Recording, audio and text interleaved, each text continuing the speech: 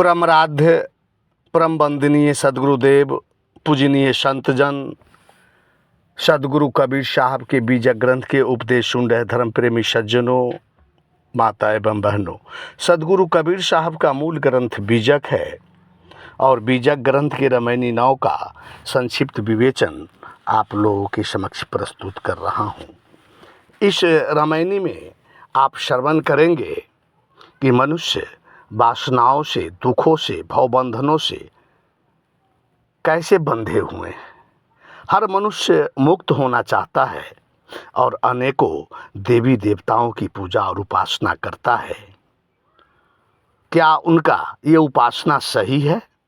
आइए श्रवण करते हैं। कहते हैं कि बांधे अष्ट कष्ट नौ सूता, जम बांधे अंजनी के पूता, जम के वाहन बांधे जनी, बांधे सृष्टि कहाँ लय गनी, बांधे देव 33 करोड़ी, समरत लोह बंद गौतोरी, राजा समरे तुरिया चढ़ी, पंथी समरे नाम ले बढ़ी, अर्थ बिहुना समरे नारी, प्रजा समरे भूमि झाड़ी, बंदी मनावे ते फल पावे, बंदी दिया सो दे, कह कबीर सो उबरे, जे निसुबासुर नाम हिले। सदगुरु कबीर साहब इस रामायणी में उपदेश दे रहे हैं कि बांधे अष्ट कष्ट नौ सूता, यम बांधे अंजनी के पूता। साहब कहते हैं कि जो स्वयं बंधन में बंधा हो तो वह दूसरे के बंधनों से मुक्त कभी नहीं करा सकता। जिन देवी देवताओं की उपासना मनुष्य करते हैं वह स्वयं वासनाओं के बंधन में जकड़ा हुआ है। यहाँ कहते अष्ट सिद्धि, बांधे अष्ट कष्ट नौ सूता।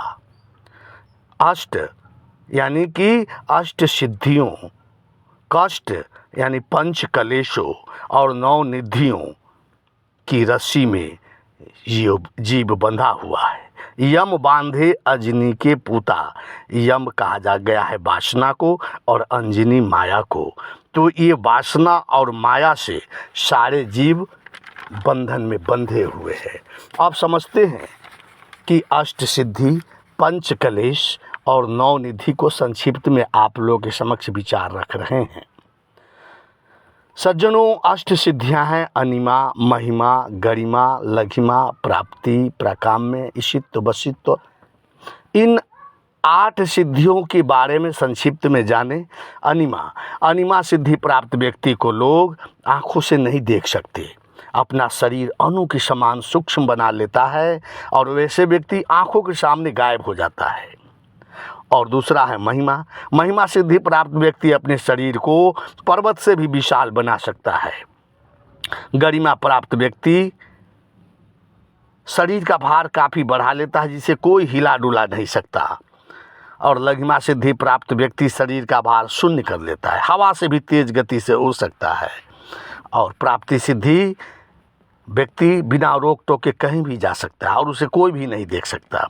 प्राकाम्य सिद्धि प्राप्त व्यक्ति किसी की भी मन की बात जान सकता है। ईशित्व सिद्धि प्राप्त व्यक्ति ईश्वर स्वरूप हो जाता है। और वशित्व सिद्धि प्राप्त व्यक्ति किसी भी व्यक्ति के दास बना करके रख सकता है, वश में करके रख सकता है। कहा जाता है कि हनुमान जी की ये 8 सिद्धियां प्राप्त थी, जो राम जी की सेवक बन करके संपूर्ण जीवन व्यतीत किया और इन 8 सिद्धियों का प्रयोग किया था। फिर अष्ट कष्ट, 8 कष्ट जो है सज्जनों, वह है अविद्या, अस्मिता, राग, द्वेष और अभिनिवेश। इस 5 कलेशों को अब हम संक्षिप्त में समझते हैं। अविद्या क्या है? सभी दुखों का कारण अविद्या ही है। अविद्या के कारण ही व्यक्ति को जड़ चेतन का बोध नहीं हो पाता। और अस्मिता कहते हैं जिसे अहंकार और आत्मा को एक मान लेता है, जिसे मैं और मेरा की अनुभूति का नाम ही अस्मिता है। दुख या दुख के कारण क्रोध का होना द्वेष है, सुख और सुख के प्रति आकर्षण, तृष्णा और लोभ का कारण राग है, और प्रत्येक प्राणी चाहे वह विद्वान हो या अविद्वान, सभी की आकांक्षा रहती है कि उसका नाश न हो, जिसे अभिनिवेश कहा जाता है। तो ये तो है अष्ट सिद्धि पंचकलेश। अब हम 9 निधियों का संक्षिप्त में विवेचन आप लोगों के समक्ष रखेंगे। 9 निधि हैं पद्मनिधि, महापद्मनिधि, नील निधि, मुकुंद निधि, नंद निधि, मकर निधि, कच्छप निधि, शंख निधि एवं खर्व निधि। पद्मनिधि से लक्षण, पद्म निधि से युक्त व्यक्ति सात्विक प्रवृत्ति वाला होता है तथा दानी होता है, और महापद्म निधि वाले व्यक्ति भी सात्विक ही होता है, परंतु इस निधि से कमाया धन 7 पीढ़ी तक ही चलता है।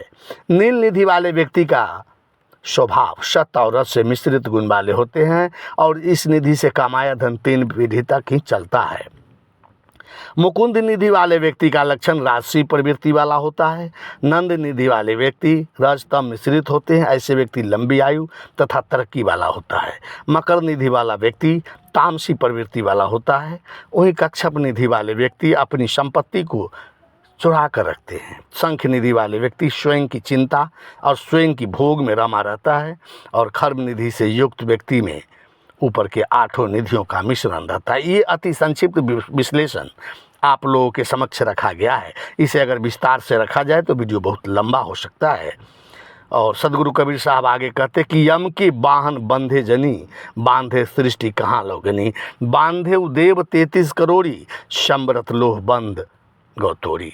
यहाँ सदगुरु कबीर साहब कह रहे हैं कि वासनाओं से पूरे सृष्टि के सभी देहधारी बंधे हैं। कहाँ तक गिनती किया जाए, संपूर्ण सृष्टि ही बंधन युक्त है। संसारियों के जिनके आसमान से कठिन बंधन के दुख टूट जाने का भरोसा है, वो 33 करोड़ देवता भी स्वयं बंधे हुए हैं।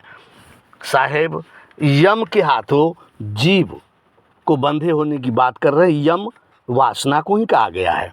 मन की अविद्या एवं विषय वासना ही जीव को बांधती है, उसे ही यम कहा जाता है।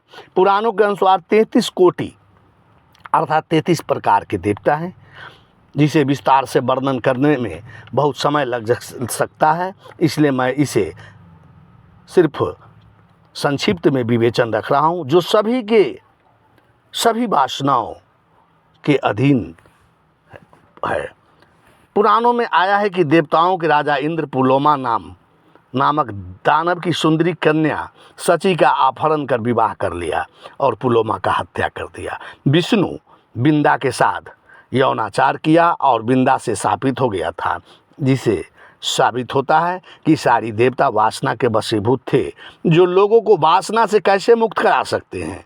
आगे साहब कहते हैं कि राजा समरे तुड़िया चढ़ी, पंथी समरे नाम ले बढ़ी, अर्थ बिहुना समरे नारी, प्रजा समरे पहुमी झाड़ी। साहेब यहाँ ब्रह्मज्ञानी को राजा कह करके संबोधित कर रहे हैं कि ब्रह्मज्ञानी जन तुरीय अवस्था में आरूढ़ होकर अहम ब्रह्मस्मि का स्मरण करते हुए एवं अनेकों संप्रदाय के लोग अपने अपने मान्य नाम का जाप करते हुए अपने साधना पद में बढ़ रहे हैं एवं अपने में नारीत्व की कल्पना कर माधुरी भक्ति करने वाले धन इत्यादि की कामना से रहित होकर केवल कल्पित पति की कामना का स्मरण करते हैं। इस प्रकार पृथ्वी की सारी प्रजा एवं देवतागण किसी न किसी प्रकार वासना के बंधन में बंधा हुआ है। साहेब अंत में कहते हैं कि बंदी मनावे ते फल पावे, बंदी दिया सो दे, कहे कबीर सो उबरे, जो निस्बासुर नाम ही ले। जो बंधे हुए की बंदगी कर वंदना करेगा वह कभी बंधन मुक्त होने का फल नहीं पाएगा, क्योंकि बंधन में पड़ा हुआ बंधन से मुक्त नहीं करा सकता, बंधन ही देगा। सदगुरु कबीर साहब अंततः यही उपदेश देते हैं कि रात दिन नाम जाप करेगा वही संसार से मुक्त हो जाएगा। सज्जनों, भवबंधन युक्त जीव जो चाहता है उसी चाहना अनुसार, उसी के कर्म अनुसार उसे सुख दुख इत्यादि के फल भोगने पड़ते हैं, क्योंकि बंदी जो देता है वही उसे दिया जाता है। सदगुरु कबीर साहब संपूर्ण चाहनाओं को त्याग कर रात दिन भजन चिंतन करने से संसार सागर से जो जीव मुक्त हो जाएगा, ऐसा उपदेश दे रहे हैं। सत्य के स्मरण चिंतन से कहा जाता है कि लौह बंधन तुल अज्ञान के दृढ़ बंधन टूट जाते हैं। साफ बंदगी, साफ बंदगी, साफ बंदगी।